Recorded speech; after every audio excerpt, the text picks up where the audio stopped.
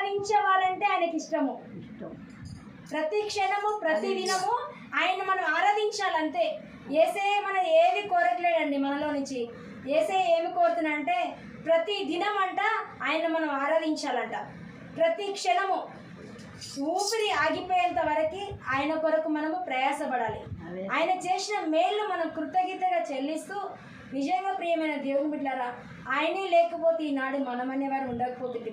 Calvary శిలలో మనకు పడవలసిన శిక్ష, మనకు రావాల్సిన శిక్ష కల్వరి శిలలో మన కొరకు ఆయన ప్రాణత్యాగం చేయకపోతే ఈనాడు మనం ఉండేవారం కాదు. ప్రియమైన దేవుని బిడ్డలారా, హల్లెలూయా. యేసయ్య మనల్ని ఏం కోరుకుంటున్నాడంటే ప్రియమైన దేవుని బిడ్డలారా, నీ ఎండి బంగారం కాదు, నీ ధనధాన్యం కాదు, నీ అందము, నువ్వు ఎలా ఉన్నావు అందంగా చందము ఏది కాదండి. నువ్వు టీఆర్ఎస్ పిఆర్ఎస్ చేయాల్సిన అవసరం లేదు. నీ దీన హృదయం దేవుడు చూస్తున్నాడు. కపట నటన లేని హృదయాన్ని, నీ